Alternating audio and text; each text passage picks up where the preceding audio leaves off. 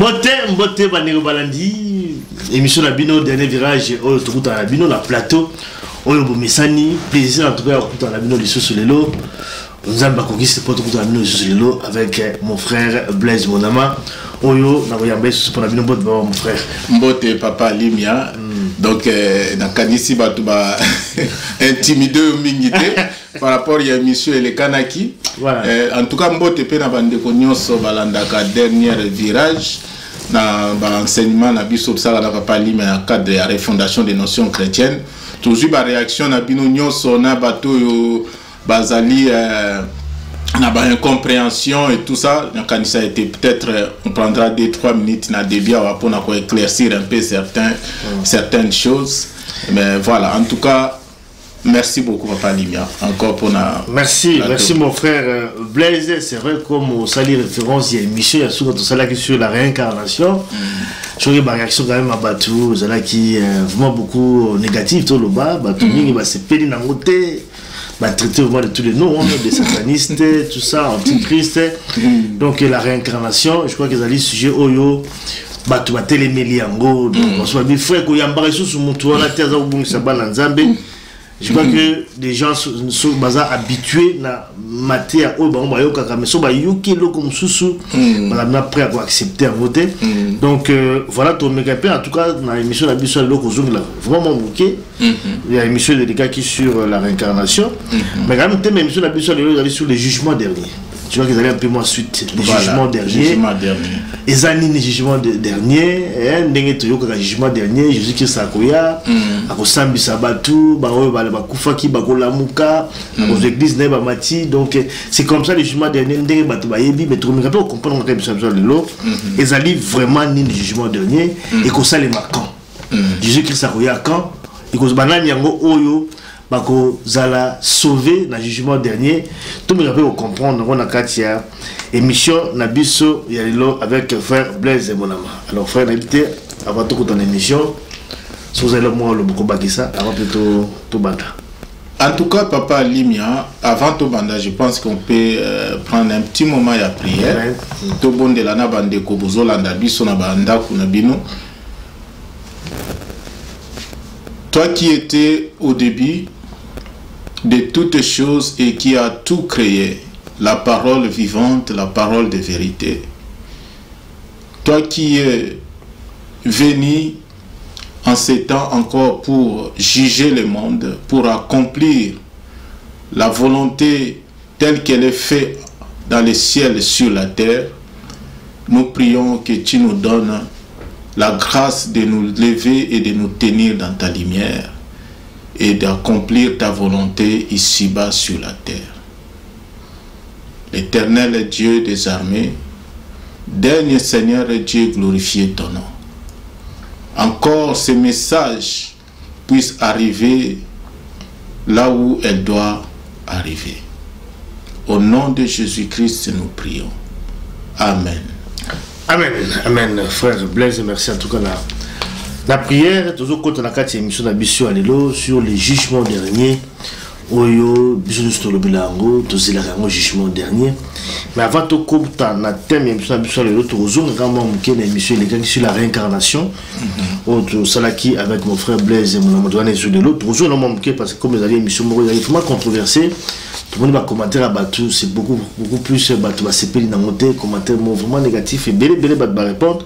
Quand même, dans un mois, préoccupation, il y a Batou, Awa, attends mon coup, pour la communiquer un peu, pour clarifier un tout petit peu, et monsieur les gars qui la fois passé. Alors, dans le moment, ça les commentaires, après ça qui verset public, qui Hébreu 9, 27, et version des lobbies, et comme il est réservé aux hommes de mourir une seule fois, après vient donc le jugement dans le blanc, l'élo. Mourir une seule fois. Parce que dans l'émission, ça là qui la fois passé sur la réincarnation, le bas qui batu bakufaka batu bazongaka batu bakufaka bazongaka tout ça dit la phase belé phase d'abord ya robotama phase ya kokola tout ça ça dit que phase de maturité on peut la phase belé ça dit que c'est comme si nous besoin de ça kufa puis tout ça alors tout kufa tout zongaka donc ça dit en tout cas doctrine moya occultiste donc batu bazo comprendre vraiment on te so nga clarifier biso On peut appeler que scripture verset, on appelle Sibiso Oyo, on a évolué, on a versé, ça on contredit un tout peu, et monsieur tout ça là qui l'a fait passer. Merci Papa Limia, Bande Koba Simibali Baza Kolanda Biso. Papa Limia, en réalité, l'homme, c'est l'esprit. Ouais. Alors, au moni difficulté, c'est-à-dire que nous ne savons pas faire la part des choses. Quand aux Unetililoba Oyo, on s'adresse à qui? L'homme est esprit. Mais l'homme esprit a lati banzoto. Banzoto a koki ya ko changer yango, a koki ko se réincarner net na baka oyo par exemple to pesa qui la fois passé l'enseignement net ya Jean et Baptiste oyo l'autre fois l'esprit na ye et l'attaki nzoto babengaki Eli. Donc ezali bandeko Ogomona est il est réservé à l'homme de mourir une seule fois. En réalité, l'homme, c'est l'esprit. L'esprit a moutou. Et kokufa kaka, c'est-à-dire que batu oyo bako kufa par rapport à jugement na bango oyo ezali soki ezako mériter la mort, ezakaka une fois à la fin des temps et ils ont tombé bien parce que l'autre zolobela jugement dernier. Natanga verset moko awa. Oui, nazo continuer awa. Parce que ndena lobi awa Bible même Bible oyo soit tozo tanga il faut to investiger. Faut tanga tangi verset moko et puis verset moko ebite pe muto alobi atanga ki yango ye moko te. Batangela ki na pasteur. Toi yoka qui ce qu'on de quoi lobby qu'il est réservé à l'homme de mourir qu'une seule fois, non? Ah, puis nazaka na katia Bible. Bandeko bazwa. Nazana la version ya King James en français. Apocalypse 20, nazana verset 6. Papa Limi azomona. Erré et saint est celui qui a part à la première résurrection. Sur eux, la seconde mort n'a pas le pouvoir. Mais ils seront prêtres de Dieu et de Christ et régneront avec lui 1000 ans. Un règne il y a 1000 ans. Sikoyo, s'il est réservé à l'homme, ce tobito kenenayango de manière littéraire, le frère alobi awa, qu'une seule fois. Awa alobi que seconde mort pesali. Sikoyo seconde mort il a qui signe. Mais de quoi ça la kimia suit photo pesa éclairage to pesa éclairage seconde mort awa ezali oyo bazako benga la damnation parce que même enfer ezali éternalité balobi à la fin de toute chose on prendra et l'enfer et le séjour des morts on les jettera dans les temps du feu maintenant enfer ezali état du feu wana ezali nini. Donc pour vous dire que tolinga la connaissance tozala na tango peut tout na ba question tout na tena ndenge kaka ya défi mais par rapport ya verset oyo elingi ya koloba boyi que l'homme en réalité ndenge balobi na Bible est esprit. Un esprit akoki kokufa jamais. Nata ya jugement, ba oyo ba ko la trouver coupable, la mort spirituelle, ba ko subir mort spirituelle. Donc ego sala makaka une fois. Omoni, yango balobi awa il est réservé à l'homme de mourir qu'une seule fois, après vient le jugement. C'est-à-dire que la mort ya mutu ezali nini répercussion ya jugement. Ezali sanction, il y a jugement. Donc mort physique, c'est considérable. Mort physique, on ne considère pas parce que dans la Bible, c'est écrit noir sur blanc que la mort physique, ce n'est pas Papa Blaise Moutazolo Bayango. C'est écrit noir sur blanc dans la Bible. La mort physique devant un homme, une femme qui est spirituel, un chrétien, une chrétienne, à quoi qu'on considérait en moté. Parce que la mort physique na naissance physique ezali na yango kaka les deux rythmes net ya battement du cœur pour na évolution ya mutu. Donc soki mutu na nzoto oyo akufi na kila molimo asali nini apotami azo continuer l'évolution. Donc il est réservé à l'homme de mourir une seule fois. Il s'agit de l'esprit. L'esprit ne meurt qu'une seule fois et cela va arriver dans le jugement dernier à la fin. Bon voilà, donc tout compte quand même le thème d'Abisso parce qu'ils ont quand même introduit tout le thème d'Abisso à l'élo. Donc les jugements derniers, voilà les jugements derniers autour de l'élo, frère Blaise, d'abord expliquer d'abord Bisso les jugements derniers. Et le Bénin, qu'est-ce que ça signification dans le format examiné? Merci papa Limia, bandeko basi mibali pozolanda biso. Jugement dernier.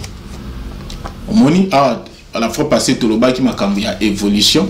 Bazo ba jugement dernier. Engi kolobanin. C'est-à-dire qu'il y a eu d'autres jugements auxquels l'humanité a les kanaki. Donc awa siko tozali na jugement ya suka. Papa Alimia, jugement ya suka ezali, c'est-à-dire que la fin de la grâce, des temps de la grâce, où il peut s'amélior qui monte pour que apona il veut la vie ou la mort. La fin du temps de la grâce. La fin des temps de la grâce. Yango balobi dernière grâce ezali grâce oyo ko pesa milaba oyo bako zala enlever na jugement dernier pour bakoka kokota na dernière grâce etikali babenga ngo reine de 1000 ans. Donc jugement dernier parce que na phase oyo ya maturité ya humanité oyo toza ko vivre nango, il faut mutu soit apona nzela oyo aza kokende eza komemaye na lola azonga esika uta, soit aboyi azwi nzela oyo eza kokende na lifelo. Jugement dernier ezali lokola récolte. Jésus-Christ apesi yango na parabole ya maître ya vigne et le vigneron. Alobi nzambe azali lokola mukolo bilanga. Alona ki bilanga nae. Bato alona ki wana eza biso ba germe d'esprit. C'est-à-dire a tcheki biso na mukili awa alona ki biso pour que to évoluer, to kola. Au moins papa li matin to ko ba makambo ya évolution. Il y a beaucoup de versets dans la Bible qui corroborent toujours na kati ba makambo. Donc nzamba alona ki biso. Alors sikoyo na temps oyo ya maturité et komi mukolo bilanga sali nini aza koya sikoyo po abuka mbuma. C'est-à-dire que atala sokito atteindre maturité nécessaire yango ndenge esengeli. Mais malheureusement à cause de l'égarement que l'humanité avait pris et malgré la venue à Messie Nathan et à Jésus-Christ de Nazareth, oyo batu ba bomaki, oyo batu ba assassinaki, pour Golgotha eza assassinat, toloba yango toujours. Donc mulili et continue à demeurer na kati na mukili. Et nzamba koki kotika mukili motindo boete. Voilà pourquoi jugement oyo eza dernière grâce oyo pesameli bato ya bonne volonté pour que bakoka kozwa décision ya kotika mabe bakoka kozala enlevé avec Jésus-Christ. Et puis moto aza koya kosala jugement eza Jésus-Christ. C'est le fils de l'homme. Ou ndenge na yebisa rabino. Parce que Jésus-Christ a lobi na kati ya Bible papa Limia. Péché contre moi le fils de Dieu, il vous sera pardonné. Parce que moi je ne suis pas venu juger le monde. C'est écrit noir sur blanc dans la Bible. Je ne suis pas venu juger le monde. Mais celui qui vous juge, c'est le Saint-Esprit, le Fils de l'homme. Donc, on est avec moi, nini moko mouke, les parenthèses moko mouke, mais en tout cas, toko. Ils déjà mounene. Non, parce que, on awa, to me un peu pour clarifier, dans la biso déjà. Parce que le jugement dernier, dès que nous avons représenté, nous avons bateau bazo ba éviter. C'est le jugement dernier que c'est Jésus-Christ qui va revenir. Jusqu'au Jésus-Christ c'était le fils de l'homme qui va. Si Jésus-Christ aussi revient. Et en gros, bandeko, il faut to yeba Papa Lima, malobana nzambe, j'ai l'impression que ba komisi yango ata masolo ba betaka na coin ya quartier. Oui. Non, ezaka quand même na niveau anate. Masolo nzambe eza masolo oyo epesameli bato ya mayele. Yango balobi médite ce livre de la loi jour et nuit pour comment muto mayele.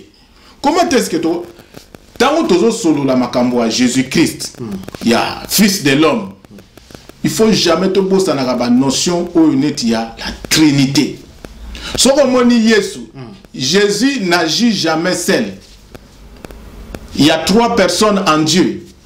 Mais dans les 3 personnes, chacun azali na mission naye, azali na rôle naye, azako accomplir. Donc na moment oyo, tozali na tango oyo, il y a Saint-Esprit. Parce que le justicier, le juge qui juge le monde, c'est celui, Oyo, fils de l'homme, c'est-à-dire, Oyo Azali n'est incarnation, il y a Saint-Esprit na kati ya mukili pour à juger mukili. Fils de l'homme, Oyo Jésus-Christ Azaro le baquet, quand le fils de l'homme viendra, quand il faut parler du fils de l'homme, il parlait de lui à la 3e personne du singulier. C'est-à-dire que papa Lima, moi, classe autre temps, il te dit que quand quelqu'un parle de la 3e personne du singulier, il ne parle pas de lui-même. Il parle d'une autre personne. Mais une autre personne, le Père, le Fils, le Saint-Esprit sont un. C'est-à-dire que les noyaux, Oyo Ezali, na koagir na katuane zakaka moko. C'est-à-dire que Sokoyo qui est l'agneau de Dieu, Saint-Esprit yé pekaka l'agneau de Dieu, le Père yé pekaka l'agneau de Dieu, le Jésus pekaka yé l'agneau de Dieu, parce que Ezali kaka ba différentes formes ba ba koki ya kozwa mais na kasi to ko beta ba mutu makasité penza na nini wana mais to comprendre que la Trinité, il y a 3 personnes en Dieu. Il y a 3 personnes en Dieu, mais Jésus-Christ maintenant azali kozonga na kati na mukili au travers de son frère le fils de l'homme pour na ko accomplir jugement wana parce que na tango les juges Azakoya pour nous sanctionner. Jésus-Christ en tant que l'amour de Dieu, yé azali kosunga batu oyo, bazali ko reconnaître ma bena bango na fimbu ya Saint-Esprit, azako sunga bango pour na ko penser ba plaît, pour na ko arranger ko. Donc nyoso wana bandeko, il faut batu bokoka ya kofunga mapobo koka ko sosola ka ba makamwana. Pourquoi il y a 3 personnes en Dieu? Parce que mutna mutazana musala na ye oyo asalaka. Et Jésus-Christ l'a dit noir sur blanc. Moi, je ne suis pas venu juger le monde. Et ce n'est pas moi qui va juger le monde. Mais le Fils de l'homme, le Saint-Esprit, péché contre lui, vous allez voir. Voilà, donc, Batu Bazali, Koyoka, message, Makasi, Oza Kobima, Lelo Awa. Mais fait le jugement dernier, ils ont dit dernière grâce. Grâce à Souka. Grâce à Souka. Mais est-ce que le jugement tenenge ba toyoka que voilà bofandi boy ba komi benga moko azako saba osambisa yo mabe osalaki malamu osalaki oyo asalaki malamu ke na lola oyo asalaki mabe ke na lifere so donner grâce on est comme ça et ce jugement non papa Limia so ba donner grâce na jugement à ce qui concerne le jugement dernier eza question oyo eza qui ko préoccuper batu depuis kala depuis même l'ancienne Égypte. Il y a des prophéties où on a écrit qui na kati ya bibliothèque muneno ya nini ya Égypte qui parlait déjà ya ba makambo oyo parce que finalité souka ya mutu il faut kaka intéressé à moins cause à la penza mutu moko mutu ezali ya usala te donc ce sont des choses oyo batu ba s'intéresser nango depuis kala. Et jugement dernier, c'est-à-dire que Moutou, nous avons une émission à la fois passée, même grâce au Yako se réincarner, ils ont tout le temps été. Yango au monde a battu oyo mingi, lelo oyo, bako saisir la grâce te, bako zala enlever te. Tango bazako kufa, bazako kende mamoko na ba prison. Ya o batu benga lifelo et tout ça.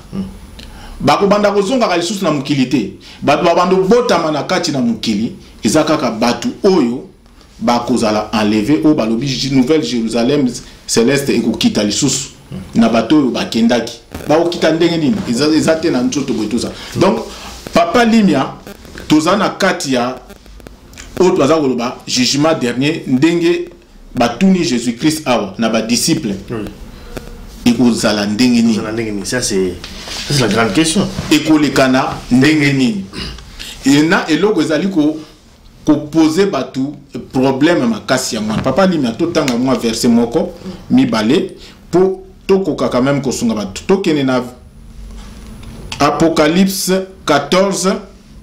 Apocalypse na yebike batu mingi batanga kangote ba chrétien mingi aza na Bible mais Apocalypse alinga kangote parce que azota bakamwelo bela makambo sobo et tout ça. Totanga Apocalypse 14 natanga verset 6. Et je vis un autre ange qui volait au milieu du ciel, ayant l'évangile éternel à prêcher. À ceux qui demeurent sur la terre et à toutes nations et tribus et langues et peuples. Nazu verso pourquoi papa Limia? Pour na koyebisa ba chrétien. Et tozo zwa maloba na Nzambe de manière littéraire. Tozo comprendre yango na kati ya bonjoto. Alors moyen to percer ba mystère. Ma bomba mi o eza na kati ezate. Bandeko mingi so yebisi bango ke toza déjà na kati ya jugement parce que papa Limia na émission to yeto yebisa bandeko ke toza déjà na kati ya jugement. Jugement dernier. Toza déjà na kati ya jugement dernier. Et alors maintenant voilà et le retour de Jésus-Christ, Jésus passe bandeko mingi baba avant jugement dernier ça il faut Jésus azonga. Yesu asa zongi. Sikoyo bako après wana ils vont encore rajouter. Balobi ce qui est azongi c'est qu'enlèvement déjà il faut salam. Enlèvement paix et c'est bandit ko salama peso continuer ya ko salama. Toko démontrer makambo nyoso lelo. Toko clarifier lelo. Donc yango moni neti awa nazwi verso parce que ezalipe nini mususu argument mususu batu ba avancer. Balobi pour que la fin du monde aya il faut que Jésus-Christ abaki na Matthieu 24, il faut que cet évangile de la bonne nouvelle soit annoncé partout sur l'étendue ya mokili. Sikoyo yoka sikoyo mutu ako annoncer évangile oyo ezali ba évangéliste te ya église Songolo Ikingani. Yoka mutu aza ko annoncer balobi j'ai vu un autre ange qui volait au milieu du ciel, ayant l'évangile éternel à prêcher à ceux qui demeurent sur la terre, à toutes nations et tribus et langues et peuples. Maintenant, tout nanga sikoyo, ndenge nini ange a annoncé l'évangile. Tanga na livre ya Daniel, okumona ete Daniel, tango abandi ko sambela, ange aye ko annoncer makambo. Balobi lancera comme au temps de Noé. Noé, tango bakomi na tango ya makambo, ya le déluge ezakoya, il y a eu aussi des anges oyo bayaki ko solanaye. Bato bazana matoi spirituel ya kofungwama. Na moment oyo, baza déjà koyoka ba trompette. Bato matoi spirituel na bango, eza ya kokangama. Bango bako yoka liloba na Nzambe na sous forme de conséquences qu'ils vont vivre na ba forme ya misère, ya souffrance, ya ba épidémie, ya ba maladie et tout ça. Et babiloko wana nyonso batu bazali ko accomplir yango eza ba ange ya Nzambe. Ndenga tindaki ange ya Nzambe na kati ya Égypte quand le peuple d'Israël était dans l'Égypte. Pour asalanini aboma ba première né nyonso ya Égypte. C'est-à-dire babiloko bozo monezo salama na mukili lelo. Ba catastrophe naturelle, Amazonie ezo zika. Botala la force oezali ya ba pompier na monde ya lelo à 21e siècle. Ils arrivent pas à éteindre le feu net na Amazonie. Eza ya kotumba. Babiloko na nyonso tozo ya na Matthieu 24. Ce sont des signes que Jésus-Christ a donnés pour la fin du monde. Pour la fin du monde. C'est-à-dire que évangile bato baza kolinga ya koyoka. Tango biloko wana ezali ko beta yo. Bokomi ko vivre ba conséquences na yango. Et tout ça, c'est la parole de Dieu. La parole de Dieu dit, soki moto ayoki te na conseil, c'est-à-dire azana mato spirituel te pour na koyoka kosala maloba na nzambe, akoyoka ba conséquences na nzoto na ye. Omoni esika batu bakokoti na erreur, batu bazozela na ebite soki ba komona ange ngo siko na mibisu nini, parce que ange po mona ye ba mona ke na misu o ya physique te. Par rapport à verset par rapport à verset oyo kaka na zu kaka élément oyo pour na koloba te batu ba koloba te. Mais c'est quel ange? Et puis quel autre prouvé que ça y a pour la fin du monde, pour la... Non, mais parce que awa, omoni awa, balobi, awa tout ça na katianini, non? Les trois anges qui proclament les jugements. Ça c'est le titre, voilà. Omoni. Donc c'est-à-dire que awa tous allons na Apocalypse, baza comme ça biso ba événement, le déroulement ya fin du temps. Donc, on a atteint un verset 6. Nous avons même un verset 1 pour comprendre bien. Donc, au moment où net awa, na zuina nous quatre éléments oyo. Au baza koloba été, il faut liloba nzambe za d'abord prêcher sur toute la terre avant que fin du monde y a. Avant que jugement dernier y a. Mais na zo sabangote ba catastrophe naturelle oyo.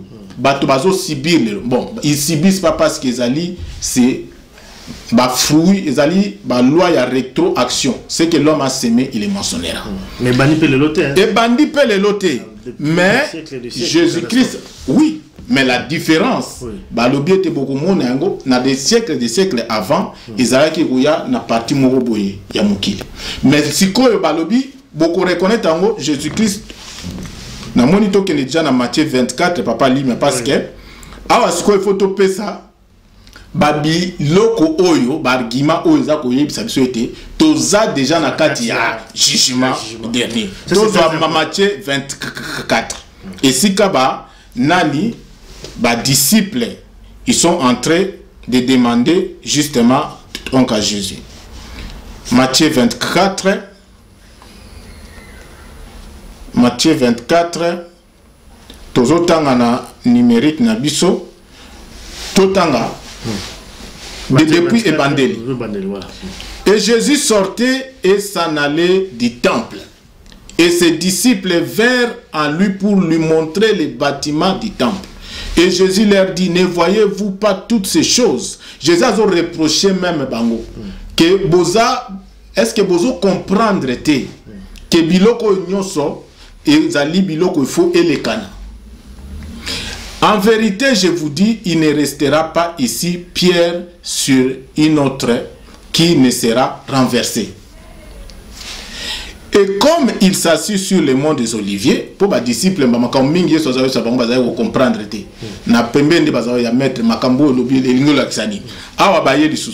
Jésus leur répondit et leur dit, Toto kana nini ya ba disciples, les questionnements des disciples. Babi, dis-nous quand ces choses arriveront telles. Parce que bayeba kike ba makambo ba Jésus-Christ a azaye koloba par rapport à la destruction ya temple. Et quand on parle même des temples ici, il y a un temple à Jérusalem te bandeko. Aïe aïe aïe. Bon, et quel sera le signe de ta venue et de la fin du monde? Papa Limia, bah toutes les questions. Quel sera le signe de ta venue et de la fin du monde? Parce que baebi que tango yeso azako zonga, yango ndeza ko marquer maintenant début ya phase oyo ya fin du monde. Yoka réponse à Jésus. Jésus répondit, abandi ko tchabango d'abord en garde.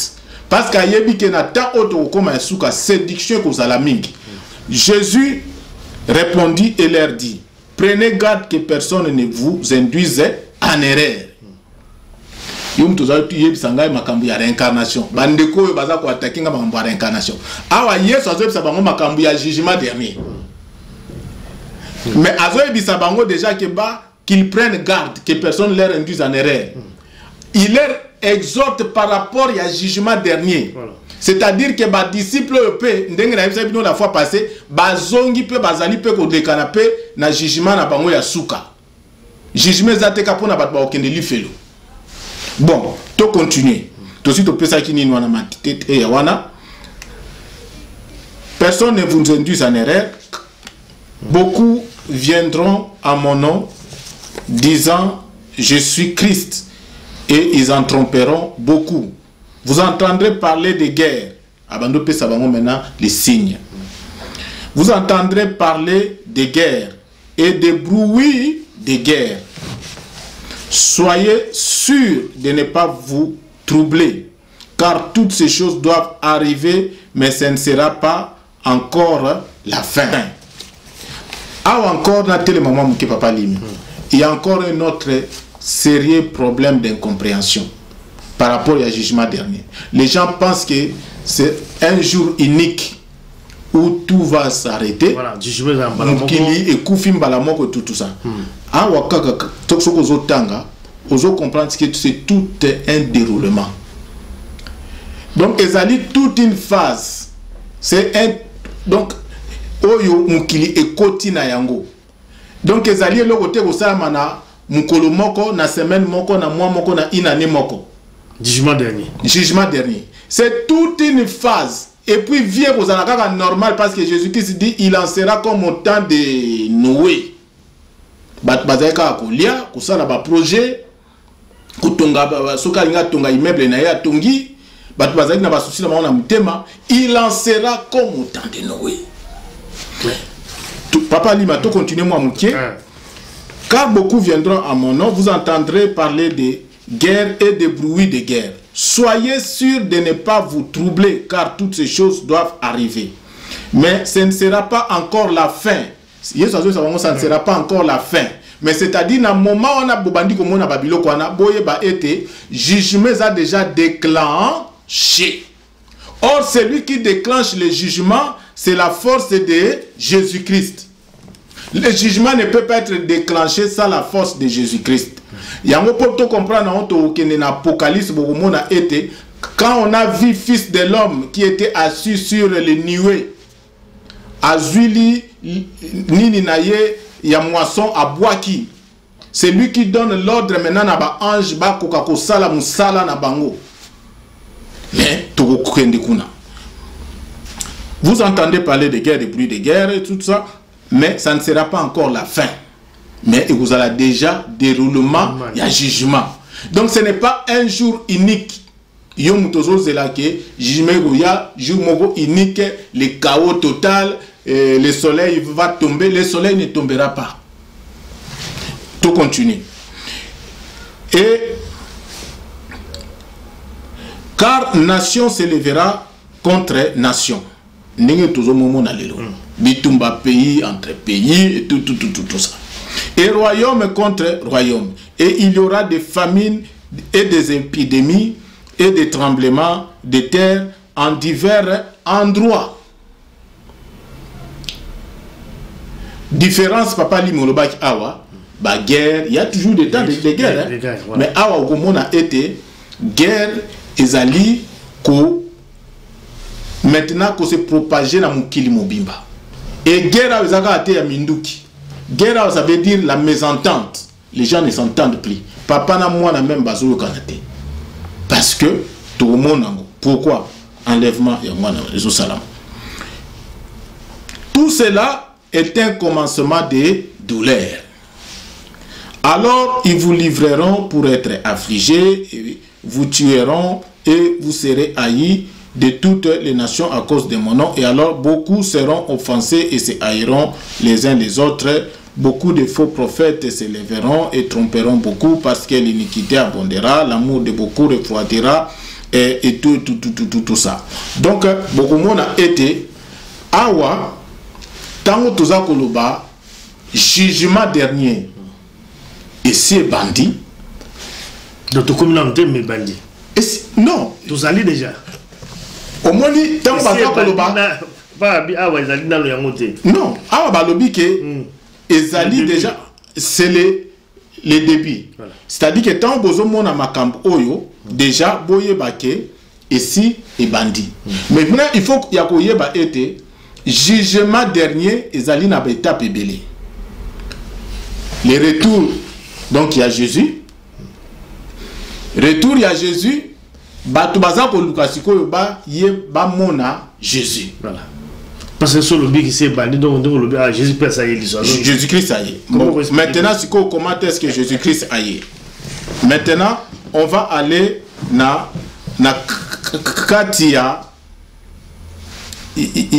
verset oyo baza ko yebisa biso ete Yesu aza ya kozonga.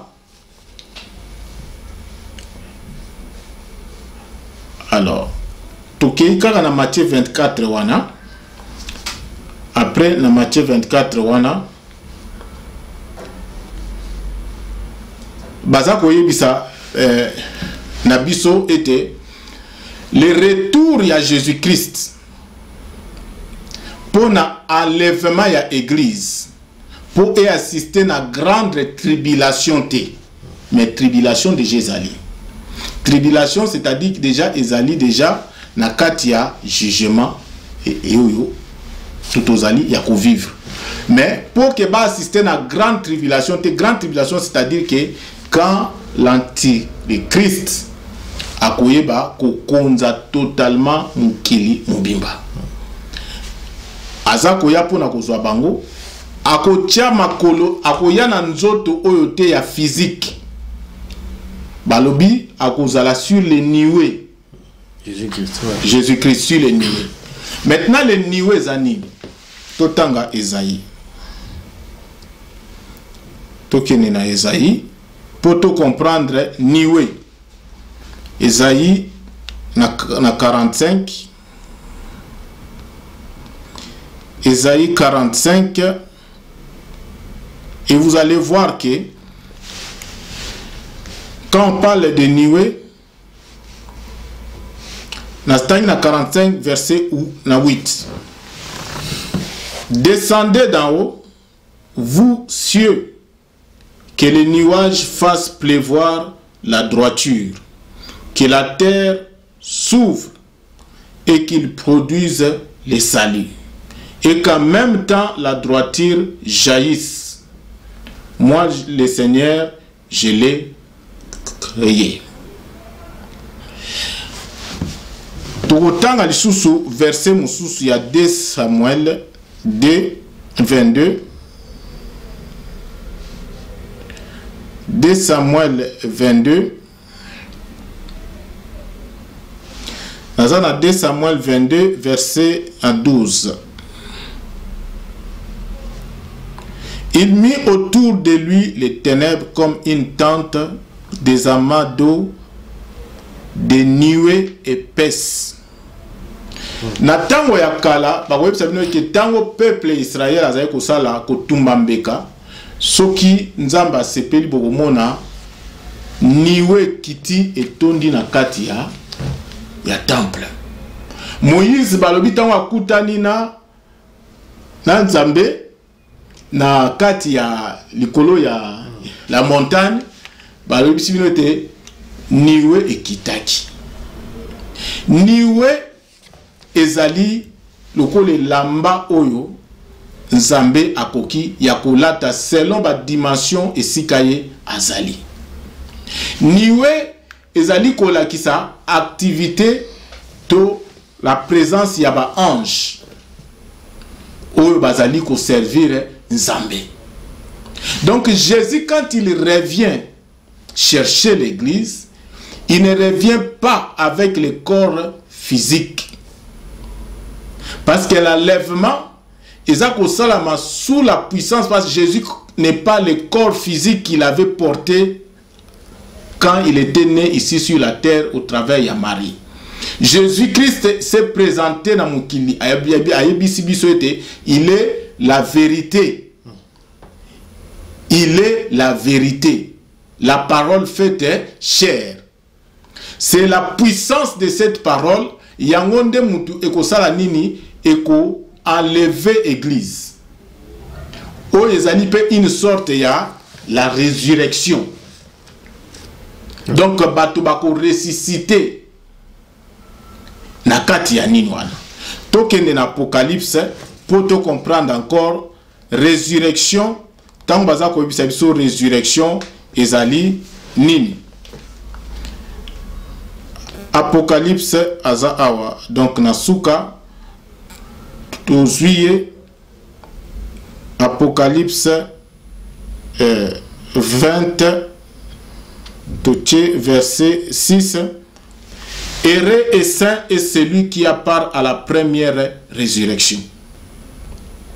Totanga tiango ao. Première résurrection a ezani.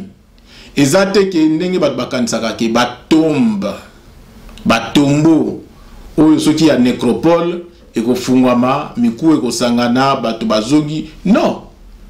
C'est-à-dire que la résurrection awa ezali to continuer dans le kotango. Heureux et saint est celui qui a part à la première résurrection. Sur eux, la seconde mort n'a pas le pouvoir, mais ils seront prêtres de Dieu et de Christ et régneront avec lui 1000 ans. C'est-à-dire la première résurrection, awa. Botala l'enseignement, je pense tout ça, on n'a pas parlé, mais on a parlé sur la résurrection. La résurrection, ezali tout simplement le fait que Moutou Azali enlevé, c'est-à-dire c'est sortir. Jésus-Christ a dit sortez du milieu de Bobima Nabo Wumbuya Nzoto. Moutou Oyo a longi Nzoto. Yango poko ta na reine ya 1000 ans, il faut que Olonga ba mauvaise pensée, ba sentiment ya mabe, ba maloba ya mabe, ba agissement ya mabe, ba acte ya mabe, o se purifier, o se laver. Et batuana oyo bakokufa na Yesu bakozonga lisusu ko se réincarner pour na reine ya 1000 ans. Babengi yango première résurrection awa na katia Apocalypse. Alors Jésus-Christ revient sur le niwe papa Alimia, c'est-à-dire que ba niwe ezali activité ya ba ange oyo bazali ko accomplir Apocalypse sous la direction ya puissance ya Jésus-Christ ou ya fils de l'homme. Alors Moutou pour ayeba ya ko reconnaître Jésus-Christ qu'il est déjà là, oui. C'est-à-dire que il faut azala spirituellement éveillé et réveillé. Balobi lancera comme autant de Noé. Tchokotengi na Matthieu 24 ans après bapes balobi il lancera aussi comme le cas ya ba 10 vierges. Il y avait 5 sages, 5 folles. Au milieu de la nuit, balobi on cria. Oya koyoka mungongo yende akolamuka. Nata ya Noé, Noé qui avait les oreilles spirituelles ouvertes, il avait entendu que Dieu avait sonné la trompette, que le temps est arrivé et il a commencé à se préparer. Na moment na bateau bazaki na matoi spirituel, bazaki spirituellement endormi, bazalaki ko traité de fou, balobi lancera de la même manière. Et c'est ce qui est en train de se passer ici parce que bazo de la beloko moko ya à la Hollywood, bazo de la beloko moko ya spectacle, bamona ki mapata et panzani likolo, ce sont des expressions de langage de figures, ba langage de style. Oyo bazali ko pesa na batu. Mais nous sommes en train de vivre ces choses-là. Quand on dit lancera comme au temps de Noé, c'est-à-dire ekozala de manière naturelle. Ekozala de manière normale. Ndenge tozakaka ya ko vivre boye. Maintenant, comment est-ce que batu bako reconnaître nini wana? Tokotanga sous te mais batu bazo référence wana. Na katika ya Matthieu 24 balobi il lancera Babalobi la venue du Fils de l'homme, pour reconnaître Rango, il lancera comme l'éclair part de l'Orient et se montre à l'Occident. Au moment où l'éclair est la lumière moko intense, éclair et bimananini, l'activité yaba les nuages. Et où me la kate? Il faut à la moto azali attentionner pour au mona yango. Donc, ezali biloko oyo. C'est-à-dire que Mouto akozala na capacité spirituelle na moment wana yako izala spirituellement de saisir que les choses, l'apocalypse est en train de se passer maintenant, que nous sommes à la fin, que enlèvement oyo baloba qui enlèvement to bisi bino boko nutanga botala ba émission tout ça qui n'a pas limia, on a parlé sur l'enlèvement. Ezate makambuke nzoto na yo soki ko changer non ezali makambuke Moutou akobima na kacha mukili akozala lever du monde pour se lever na katia royaume de Dieu na kati ya makambo ya nzambe ako changer. Donc ezali biloko papa Limia na peso na moi liloba parce que na moni na lobby mingi. Ça dit que là comme la lobby ça dit que la matière est un peu moins compliqué la bateau bah oui c'est complexe, c'est vrai.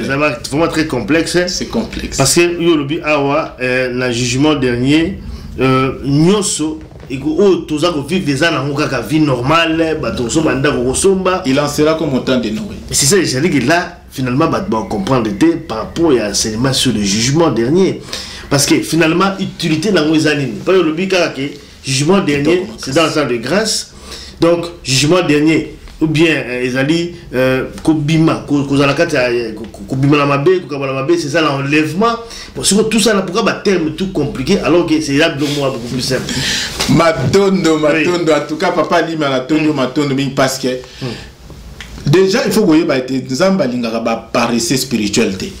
Yango moni quand Jésus-Christ parlait en parabole.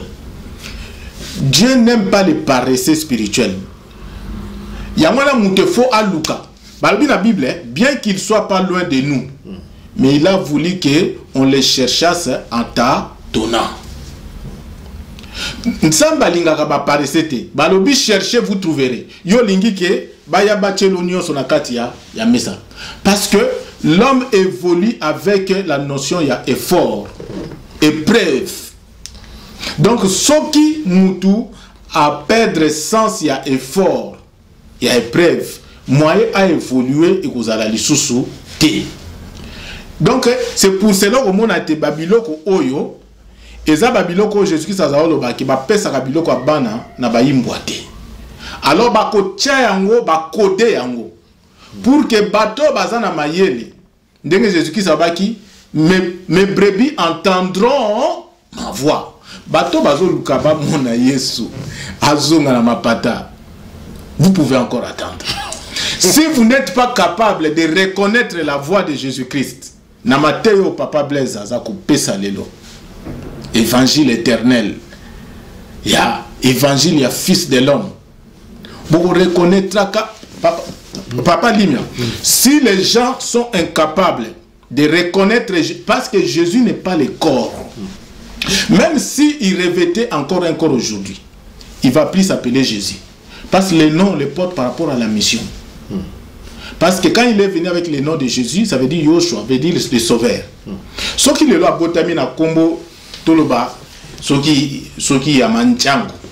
Est-ce que Barondima l'Europe balingue faut ça la combo à Jesus et donc il sonné anglais mais bah aussi peut sonner français en fait des belles aussi babima va avoir une relation à Jésus hein non n'importe quoi moi on dit pas on peut ça la non Jésus-Christ na moment oyo oko reconnaître yé kaka na liloba na ye oko reconnaître yé kaka na makambu oyo ba ange na ye armée de l'éternel ils a quoi accomplir na kati na mokili balobi awa na Matthieu 24 quand vous verrez ces choses que celui qui lit fasse attention à ça l'attention sokazaki déjà na élan ya losambo atikala na kati la losambo ya mwa ba bitsoki ozaki na likolo ya ndada koko kitate tikala garder hauteur na yo.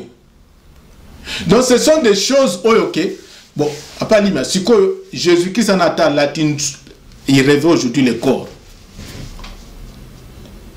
mutunani akondimae bakati wa poto ndimae photo mona mutu moko atelemi na mapata bon on reconnaître ye ndenge nini na elongi na suki elongi po yebite. La seule chose Jésus-Christ a passé pour reconnaître au travers de sa parole parce que Jésus est la parole. Alors, à l'objet pour nous reconnaître l'éclair qui part de l'Orient qui va nani. Abaki si na Matthieu 24 à l'objet eza lokola ba aigle ba sanganaka autour ya cadavre ya moto. Oyebi ndenge nini aigle ayaka ka to ba vautour ba yaka ko s'assembler autour ya cadavre ya moto. Ndenge nini aigle ayebaka ke le corps là qui est là, ce n'est plus en vie, ce n'est un cadavre. Parce que aigle a persévaka. Vie, le corps où est vivant, au travers il y a irradiation il y a makikila ya mutu. Donc azali na détecteur o nzambe amina ye na yango. Il sait que même à papa li masali sembla à mibabi na se ba votour ba koyate. Parce que détecteur na bangwana eza ko détecter que non irradiation makila eza ko circuler d'abord. Yangola balobi il en sera de même. C'est-à-dire bato bazali encore na intuition spirituelle na bango éveillé. Baza capable ya ko capter.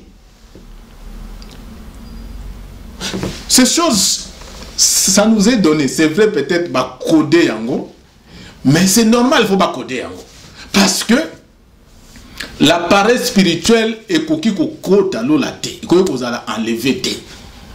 Donc voilà pourquoi papa Limia tozali ko ya ko beta c'était lelo bana na nzambi comme balobi qui est le fidèle serviteur eza serviteur wa ko kuta yeke aza ko pesa biloko o eza adapté na temps na yango. Vous savez regarder le ciel, dire qu'il va pleuvoir. Mais comment est-ce que vous allez comprendre qu'avec tout ce qui est en train de se passer, que tous vivre déjà, nini, le jugement dernier, Jésus-Christ, assis à Zongi, mais dans ma pata. Si il faut rejoindre dans ma pata. Comment vous rejoindre dans ma pata? Comment vous rejoindre dans ma pata? C'est-à-dire que il faut au coma na en connexion na mapata. Or mapata to bisibino awa ezali activité ya ba ange o bazaba armée de l'Éternel qui sont en train d'accomplir l'apocalypse. C'est-à-dire que il faut pour nzambe tango alobela ka bato tabe ba ange nae. Botanga ba Daniel, botanga ba nani nyoso tout ça. Alors soki na moment o mutaza na connexion spirituelle de c'est-à-dire moyen à comprendre connexion spirituelle oui. C'est-à-dire azala spirituellement éveillé azala spirituellement na matoyi ya kofungama po ayoka mungongo na nzambe mais soki azana capacité wana te papa Lima mutu mso ayebsanga makamsusu papa blaza obaka e komama wapi makambu Daniel oyo lelo bakoma ya Daniel avant acha yango c'était où les expériences où il y a Salina Nzambi. Parce que à côté qui en connexion Nzambi, au travers il y a ange, Michael, il y a Gabriel et tout ça. Donc aux hommes à Kendeko, les signes Moussous Papa Limia, oyo ba chrétien ba lobarake, il faut apostasie et ya na mukili. Il faut que profession yo ba pesi na Daniel, c'est-à-dire que l'homme impie, il faut la possession il y a sanctuaire et Nzambe à faire cesser ba offrande na ba sacrifice. Mais le temple de Dieu zani. Le temple de Dieu ezali nini? Ce n'est pas le temple fait de mains d'hommes. Ce n'est pas le temple oya Jérusalem awana mabele. Les temples de Dieu, vos cœurs sont les temples de Dieu. Quand on parle du cœur, on voit la volonté de l'être humain. C'est-à-dire, à l'échelle mondiale, au comment a été le cœur de l'humanité aujourd'hui, c'est détourné de Dieu. Ngate mutunaza kolobango, mais makambo mutunyo swazali ko observer na famille nae, na libala nae, na musala nae, na kacha mukili ndenge za wokenelo, na ba domaine nyos, na agriculture, na élevage. Na kati ya la politique et aussi na économie. Donc au moment a été le cœur qui est le sanctuaire de Dieu. Si quand on nzambe bonga kia fanda. Ezali occupé maintenant na l'homme impie. C'est-à-dire na péché. Na péché bilongo na facilité siko. Donc c'est-à-dire ba signe nyonso oyo ba pesa ki pona ko lakisa été toza na kati déjà ya makambo yango parce que les sanctuaires et ça sanctuaire au te batongi na brique balobi en noir si blanc na Bible Dieu n'habite pas là dedans. Dieu habite dans les sanctuaires où ça mitema ya batu ça peut mitema ba famille on a ba famille na biso etiki nzambe ozui ba nation lelo eza ko senga to ozomona ba président des États-Unis aza ko sillonner Afrique pour obliger ba tubandi ma homosexualité Vous appelez ça quoi? C'est ça qu'on vous dit que l'impie a dominé Mukili. Tant qu'on a l'élo, économie nyonso, ils ont tourné sur intérêt. Moutazana ba milliards éco qui était. Il faut qu'il a détruire les autres pays pour abattre les milliards. Faut pas penser que c'est quoi? C'est la force impure. Oui, gagner mi tema bato. C'est ça quand on vous dit que l'impie a koya kozwa tempelo ya Nzambi. C'est ça. Ba sini nyonso oyo ba pesaka pona woloba eke tozana kati ya jugement ngwana. Oyo sikoyo alobi ke eza bongote aya na ba argument. Na kati kaka ya Bible aya na ba argument na ye solide. Toboyi makambo ya kofinga ya koloba o te mais to ya na ba argument oyo efandi. Voilà. Ça c'est bien. Pour la aussi, ça peut être comme peut-être la sous-émission.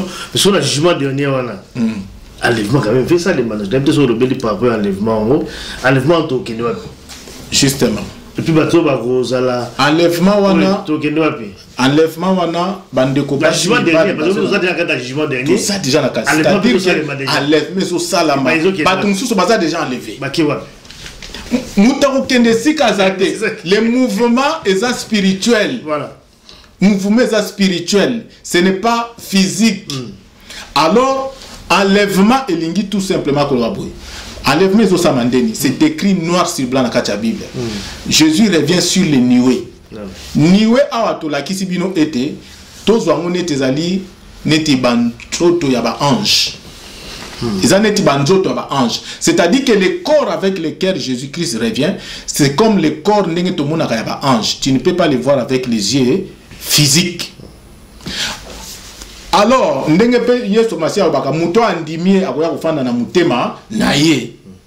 c'est-à-dire que quand Jésus revient pour l'enlèvement, il s'arrête dans les nuées. C'est-à-dire il s'arrête dans la dimension où il y a ange. À la dimension où il y a ange. C'est-à-dire que pour nous, à enlever, balobi bateau nous enlever, on peut rejoindre Jésus sur les nuées. Connexion. C'est-à-dire que pour nous, à kende maintenant na nuée, c'est-à-dire que il faut à koka koyeba ko se connecter, mais comment ko se connecter en imitant comportement ya ba ange. Ba ange bango ba vivaka kaka pona ko sala mukano na Nzambi. Yosko tala na vina yo.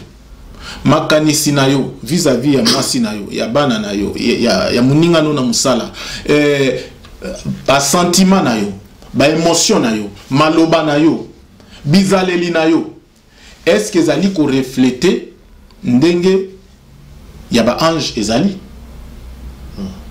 est-ce que ça ko refléter yeso aboyi ko tia makolo na mabele oyo parce que mapsumu eleki asa yaki asa salaki musala apesa ki liloba oyo bongaki bato basalela po babima na kati ya masumu yango na exercice ya mbalo ya lèvement yeso akoya koluka bato na mabele te yo sala makasi bima na mabele pour rejoindre na mapata. Ça veut dire que tika makambu nyonso oyo ya mabe ya mabele ezande mo papa limaka baba sortir du monde. Est-ce que balobi que papa lima zwa bisaka na yo akanga boko bima na monde okende wa psychologue Kabwana mukili. Kabwana. Elingi kolobake tika makambo mukili. Enlèvement veut dire que, c'est-à-dire que obima. Et bazo tiango na sens enlèvement parce que ndenge Jésus sabaki na tango ya suka ça doit se faire par la violence parce que ma be komi ma kasi ya kuleka lisusu.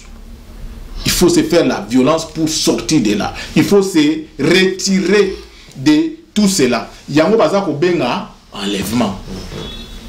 Mais les losoko lingos à la penza enlevé na mukila leo ba mono yuma ba mono zoba et tout ça au moni c'est-à-dire ba mona yo okozala lisusu ndenge yango ba tupete ba mona ke no muto na ye so ça la lisusu et bien té ba ko marginaliser yo ba ko yina bino ba ko bois kabino na ba prison. La prison ne veut pas dire que la prison il y a makala. La prison veut dire c'est-à-dire que bateau marginalisé tout ça. Marginaliser bino, ils vont mettre un système oyoké. Yo moko soko bimina système wana, tu te sens déjà marginalisé. Exclu déjà. Et ça la na famille, et ça la na katia tribu, et ça la na même na ba makambo bazo benga ba église lelo. Donc ceux qui papa Blaise a na matite yo ya lelo boye penza ya fils de l'homme ils ont pesa batu lobiko au mona aza déjà marginalisé. Donc bato balingi Yesu te siko bazozela Yesu Masia ya so Yesu Masia ye papa lima batu kako les chrétiens quand ils vont encore recrucifier Jésus à la croix de Golgotha, mais Jésus ne reviendra plus na aya ko tiel susu makolo na ye awa na mabele o alingi ko kutana Yesu sur le niwe Yesu alobi sur le niwe tokende ko kutana ye. Merci en tout cas Blaise Mounama pour enseignement au jugement dernier. Je crois que ma réaction a toujours ébélé, toujours c'est la réaction il y a Batou. Enfin, tout ça là toujours pour édifier Balanzambe.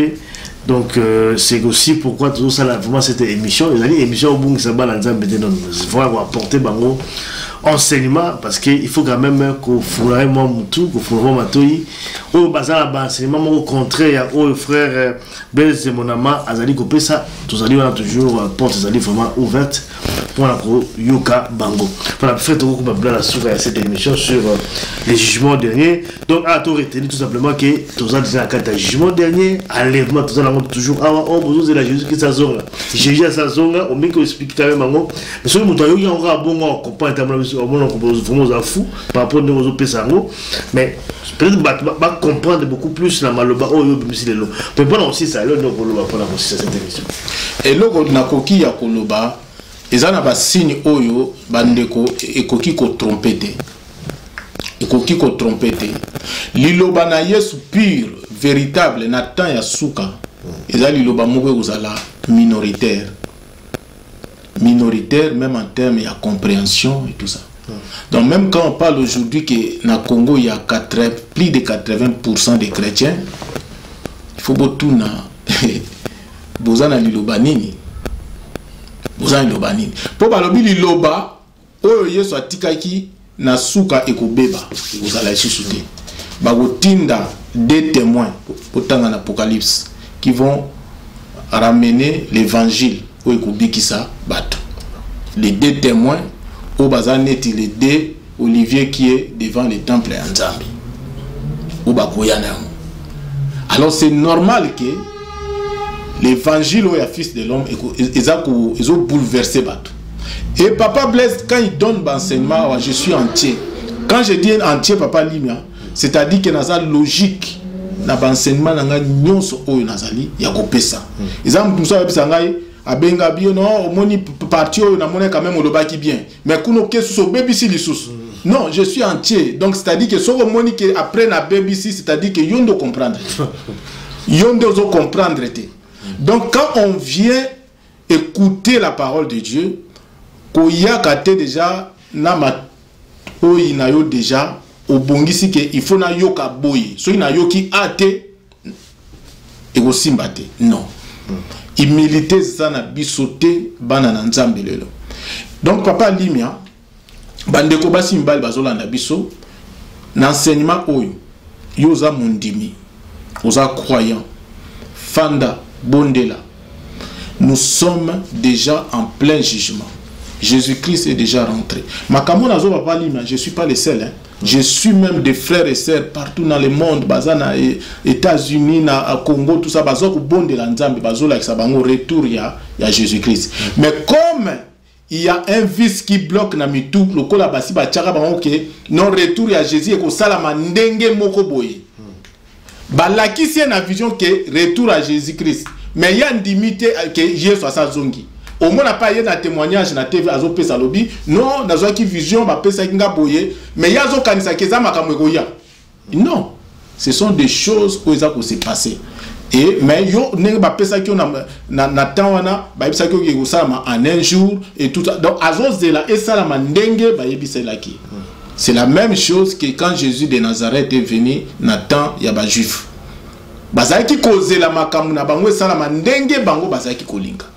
Mais Dieu ne fait pas des choses en tenant compte de sentiments bassement matériels. Nous avons accompli sa volonté. Et au moment où on n'a pas ça, c'est-à-dire de manière qui a attiré attention à mon côté. Pourquoi? Parce que ce que Dieu a besoin, ce n'est pas l'attention intellectuelle, ce n'est pas l'attention physique. Azan a besoin, il y a tension, il y a esprit. Parce que c'est l'esprit qui élève l'homme. C'est l'esprit qui fait l'homme. Donc, ce qui esprit à Moutou, ils sont incapables de capter les choses subtiles. Dans la pourquoi, toujours comprendre ma cambote. Papa, li mangala tondo matondo, bandeko balandi biso, kola pambola bino. Merci beaucoup, frère Blaise mon amant. Je vois que l'essentiel à Ezali, il faut qu'on doit tamboulera malam. Kabouana, Namabe. Je crois que ça, c'est les. Dans l'essentiel, le message, quand on parle de l'enlèvement, jugement donné, Kabouana, Namabe. Voilà. La recommandation en Zambie, je crois que c'est. Et ça, c'est le fond. C'est le fond. Tout simplement. Non. Merci en tout cas, frère Blaise mon amant. Merci à Bato Bolandi Bisso. Tout écoute prochainement la prochaine numéro Botika Malam, Musika Bozali. Et à très bientôt. Merci beaucoup.